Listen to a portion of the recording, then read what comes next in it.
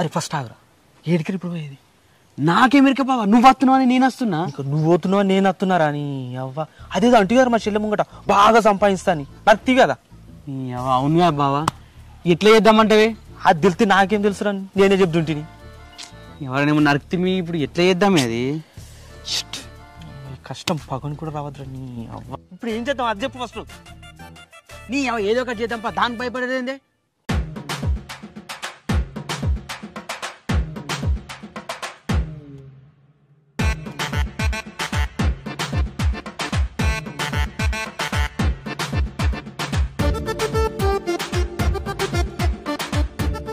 ఏంద్రా ఇది?